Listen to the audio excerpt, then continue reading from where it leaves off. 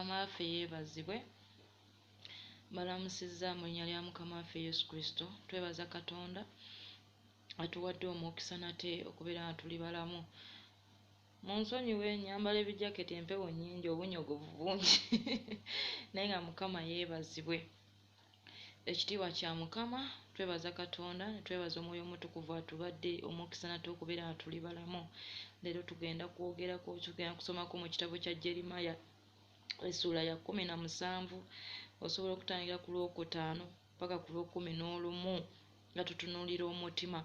Ebintu bingi bye tukwese munda mu mitima gyaffe nga n'abatuliinaanye tebabimanyi. Olina bingi by'okwese mu mutima gwo. Ekibi kikyali mu mutima gwo. Abamu tuyimirira mu maaso ga Katonda naye ng'emitima gyaffe giri wala. Twefuula abalokole naye ng'emitima gyaffe giri wala. So Yesu bw'aba yagamba nti Katonda mwoyo n'abamusinza kibagwanira okumusinza mu mazima ne mu mwoyo. Ate Bayibuli egambye nti emitima gyaffe oba mutima ye yeekaalu ya Katonda, omwoyo gwa Katonda mwe gutuula. Naye emitima gyaffe gigubye mu maaso ga Katonda. Ogenda ku Sande n'osoma Bayibuli n'okola buli kimu naye omutima gwo nga si mutereevu mu maaso ga Katonda. Bayibuli egambye mu Jeremiah essula ya 17 olunyiriri lwa 5 lugambye nti bw'ati bw'ayogera Mukama nti akolimiddwa omusajja oyo eyeesiga abantu n'afuula omubiri okuba omukono gwe n'omutima gwe guva ku Katonda. Okitegeera abantu bangi abakozesa emibiri gyabwe okufuna kye baagala. Waliwo enjogera egamba nti kozesa ky'olina ofune ky'otalina. Naye muganda wange ekyo kintu ky'otambuliramu kikujja mu maaso ga Katonda. Abantu mulemye okwesiga Katonda ne mwesiga abaana b'abantu. Naye Bayibuli egambye nti akolimiddwa omusajja oyo eyeesiga abantu. Okitegeera buli lwe weesiga abantu suubira okusuulibwa wansi. Bayibuli egambye nti kirungi okwesiganga Katonda okusinga okwesiga abantu. Kirungi okwesiganga Katonda okusinga okwesiga abaana okugamba abalangira. Ojja kinoonya mu ngero kiri mu kitabo kya ngero ekyo kyawandiikibwa. Naye tufunye obuzibu bungi nga twesiza abaana b'abantu. Sigambye nti okwesiga abantu kibi, naye weesize muntu ki? Omuntu oyo gwe weesize atambulira mu kkubo ki? Bayibuli egambye mu kitabo kya Zabbuli 128 olunyiriri olusooka nti alina omukisa omuntu atya Mukama atambulira mu makubo ge. So omuntu oyo gwe weesiga kkubo ki lyakutambulizaamu? Ofudde omukono gwo okuba ofudde omubiri gwe okuba omubiri, omutima gwo ne guva ku Mukama. Bayibuli olunyiriri olw'omusanvu ndi mu kubuukabuukamu olunyiriri olw'omusanvu ne lugamba nti alina omukisa omusajja oyo eyeesiga Mukama era Mukama ly'essuubi lye. Buli lw'obeera n'essuubi mu Katonda, buli lw'oteeka essuubi lyo mu Katonda, omukisa munene kubanga Katonda oba omukwasizza ebibyo byonna. So kirungi okwesiga Katonda omutima gwo guterere mu maaso ga Katonda. Ebintu bingi ebitujja ku Katonda naye ng'ate twandibadde tutambula ne Katonda omutima gwaffe ne gubeera nguteredde mu Katonda. Bayibuli egamba nti abantu bano bansembera ne banzisaamu ekitiibwa kya ku mimwa gyabwe naye omutima gwabwe gundi wala. Okitegeera omutima gwabwe gundi wala olw'okutya ebiragiro by'abantu. Abamu mutidde abantu okusinga Katonda. Mutidde abantu okusinga Katonda. Mwesize abantu okusinga Katonda. Ekiseera ne kituuka omuntu n'akuyiwa n'okaaba n'ogamba Mukama lwaki oganyiza omuntu, naye nga Mukama omujje mu makubo go n'oteekamu omwana w'omuntu. Okitegeera emirimu ogyo gijjemu Katonda n'oteekamu omwana w'omuntu. So omusantu oyo gwe weesize okusinga Katonda olunaku lugenda kukyagenda kukuyiwa obeere nga tomulaba. Abantu bangi beesize abantu mu bizinensi zaabwe naye nekituuka ekiseera ng'akaaba nti mukwano gwange yeyantuusa wano kubanga teweesiga Katonda. Olunyiriri olw'omwenda luno lwe mbadde njagala lugambye nti omutima mulimba okusinga ebintu byonna era gulwadde endwadde etawonyezeka. Ani ayinza okugumanya? Jeremiya abuuza, ani ayinza okugumanya? Mu mitima gyaffe mulimu obulimba bungi. Omutima gwaffe twaguwa sitaani, tusinza Katonda naye omutima gwaffe mukyalimu obwakabaka bwa sitaani. Mukyalimu obwakabaka bwa sitaani. Omutima gwaffe tulinya ku bituuti ne tuweereza, naye emitima gyaffe gikyafugibwa amaanyi ga sitaani, gikyafugibwa ekizikiza kya sitaani. Omutima mulimba, oli mu bufumbo naye omusajja wamulimba omwana, kyokka omwana si wuwe. Olimba omusajja ntozaalangako naye wajjamu embuto, teweenenyanga nakwenenya. Oli mu bugagga obutali bubwo, olina omusajja oyo atali wuwo, wamubba bubbi, gwe n'ogamba nti Mukama ye yamukuwa. Olina omukyala atali wuwo, wamubba bubbi, naye ensi tesobola kukitegeera, naye omutima gumulimba. Bw'otunuulira David yagenda n'atwala omusajja, omukyala wa munne, n'atakoma okwo n'atta n'omusajja. Ye yamanya nti tewali amulabye, naye ekintu ekyo kye yakola kyasigala mu maaso ga Katonda. Mukama n'asobola okumanya David kye yakola. So ebintu byonna bye tukweka amaaso g'abantu, Katonda bimanyika mu maaso ge. Bayibuli egamba nti amaaso ga Katonda gatunuulira nnyo amakubo gaffe gonna, tegakisiba bwenyi bwe, n'obutali butuukirivu bwaffe tebukwekebwa amaaso ge. So tolina ky'oyinza kukweka Mukama ne bw'obanga wakikweka mu mutima gwo. So omutima mulimba, okitegeera? Omutima mulimba. Omusajja akuwasiza tomugambye kizibu kyonna ky'olina, amaze kukuwasa n'olyoka omugamba, omutima mulimba. Ekyo kitudde mu mutima gwo, obulimba obutudde mu mutima gwo bwe bukugaana okutuuka w'oteekeddwa okubeera. Buli lwe tubeera n'obulimba mu mutima, Mukama nsonyiwe, buli lwe tubeera n'obulimba mu mutima butulemesa okukwata ku ekyo Katonda kyatutegekedde.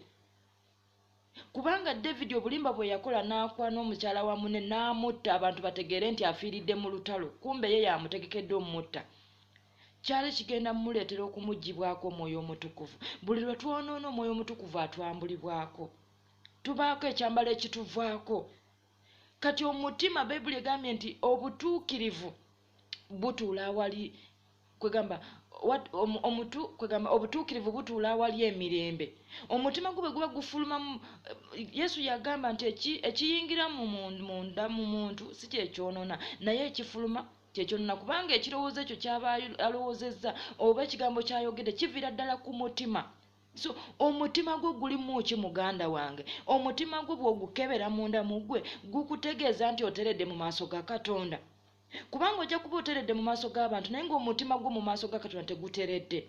So nkugamba muganda wange, kebera omutima gwo. Olunyiriri lw'ekkumi lugambye, nze Mukama nkebera mutima, nkema emmeeme, okuwa buli muntu ng'amakubo ge bwe gali, ng'ebibala bwe biri eby'ebikolwa bye. Katonda akebera mutima. Buli ky'osasula manya kikusasuliddwa olw'ekikolwa ky'omutima gwo. Kubanga Katonda akebera mitima, agambye nkebera mitima n'enkema emmeeme.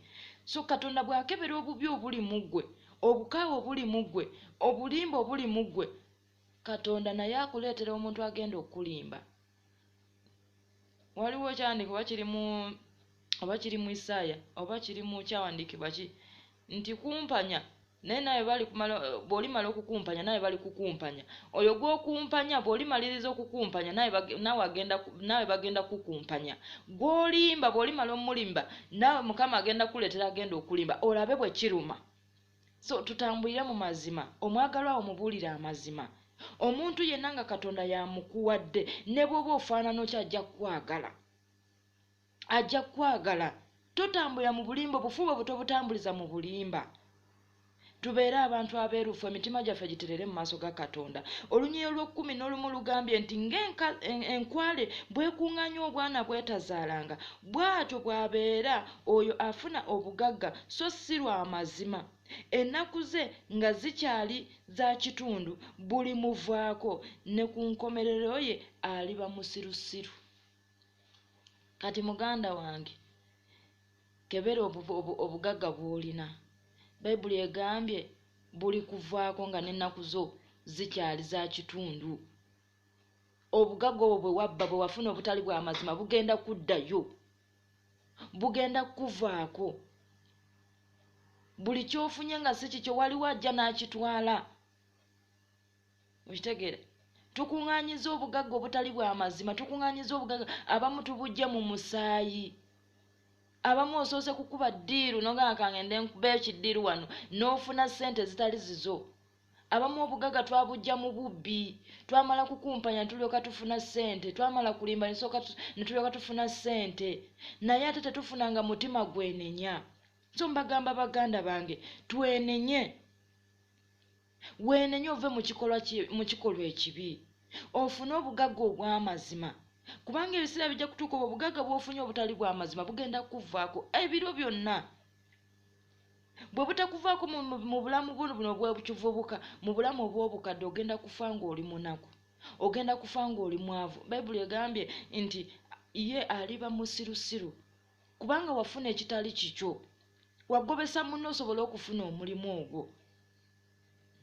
Mwakola ddiiru ne mufuna ssente n'ozirya ku munno, gwe n'ogaggawala ng'olowooza olina amagezi, naye Bayibuli egambye enkomerero oliba musirusiru. So tufune obugagga obw'amazima, buli kintu kyaffe tukitambulize mu mazima. Tukola bukujjukujju kufuna ekyo ky'oyagala funa, kubanga Bayibuli egambye nti enkomerero yo oliba musirusiru kubanga wafuna ekitali kya mazima. So omuntu yenna ng'olina ekintu ekitali kya mazima, genda weenenye. Weenenye mu maaso ga Katonda, weenenye olw'ebikolwa by'omutima gwo, weenenye ku lw'obulimba obuli mu mutima gwo. Weenenye. Abamu tufunye ebintu mu kulimba. Okitegera, tufunye ebintu mu kulimba n'ogamba omusajja ono wakiri okumulimba naye nga ampasizza, omukyalo ono wakiri okumulimba naye nga amwagadde. Ebintu ebyo bigenda kusasulwa, bwe bitasasulwa gwe bigenda kusasulwa abaana bo. So tubeere beegendeza nga tukola ebintu, emitima gyaffe tugitereeze mu maaso ga Katonda. Muganda wange beera mu kisenge kyo weenenye, kubanga ebintu bingi by'okwesa abantu gwe byolowooza nti tebabimanyi, naye ate waliwo atakwekebwa kintu kyonna. Katonda takwekebwa kintu kyonna, Katonda takwekebwa kigambo. N'ekirowoozo ky'olowoozezza obulowooza nga tekifulumye mu kamwako, Mukama akimanya mu maaso ge. So tubeere beegendereza, kubanga waliyo emusango gw'okujaajingibwa, ogw'ebirowoozo, ogw'ebikolwa, ogwaki. Tubeere beegendereza, tokozesa mubiri gwo nti kankozesa omubiri gwange nfune ssente, kankozesa omubiri gwange nfune omusajja ono, kankozesa omubiri gwange nfune omulimu guno. Abamu mumaze kwebaka ne babboosi bammwe ne mulyoka mufuna emirimu, mumaze kwebaka na babboosi bammwe ne mulyoka mwongezebwa omusaala. Ebyo byonna Bayibuli bw'egambye nti afuula omubiri gwe okuba omukono gwe. So mulekere okukozesa emibiri gyammwe kubanga ye tempo ya Katonda. Okitegera, ye tempo ya Katonda. Omwoyo mutukuvu tatula wali kibi. Omubiri gwe bwe guba gwonoonese, omutima gwe bwe guba gwonoonese, olaba ofuna kirowoozo kibi n'owulira nga tokyawulira purezensi ye. Naye olw'ekibi ekyo ekikyalemedde mu mutima gwe ate nga tokyenenyezanga, waliwo ebibi bye twakola emabega nga naye nga tetwenenyanga, naye nga bikyavuga mu maaso ga Katonda, bikyayogera mu maaso ga Katonda. Katonda mwesigwa era asonyiwa. Weenenye ku lw'ekibi ekyo, weenenye ku lw'ekyo ky'okwese mu mutima gwo, kubanga kikulemesa okusemberera Katonda, kikulemesa Omwoyo Omutukuvu okutuula mu ggwe. Okitegeera, abamu twetaaga okuwulira ku purezensi y'Omwoyo Omutukuvu naye olw'ekibi ekiri mu mutima gwaffe, olw'obwakabaka bwa Sitaani obukyali mu mutima gwaffe. Baganda bange, tulongoose emitima gyaffe. Bayibuli egamba nti muyuze emitima gyammwe mutyukire Mukama n'okusiiba n'okukaaba amaziga n'okunakuwala, kubanga nti muyuze emitima gyammwe so si byambalo byammwe. Katonda atwagalako omutima kubanga ye ntebe ye, obwakabaka bwa Katonda buli mu ffe, naye bwe tuba nga tuli mu bibi, obwakabaka bwa Katonda tebugenda kulabisibwa mu ffe. Okitegeera? So tubeere abantu abatuukiridde mu maaso ga Katonda. Weewaawo tetuli perfect 100%, but we have tusobola okulongoosa emitima gyaffe mu maaso ga Katonda. Tusobola okulongoosa emitima gyaffe, tusobola okuba nga tuyimiridde mu maaso ga Mukama nga at least waliwo ekitundu ekitukuziddwa. Omutima guwe Katonda agufuge. okitegeera kubanga kye kitundu mukama mwatuula.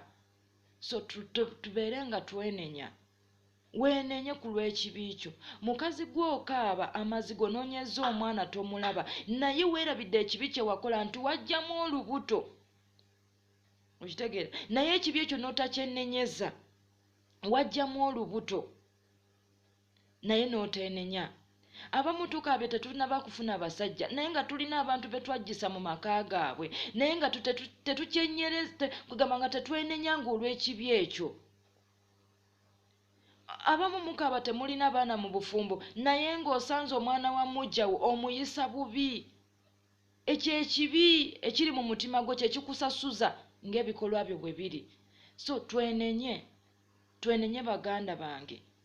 Obulokole kukyusibwa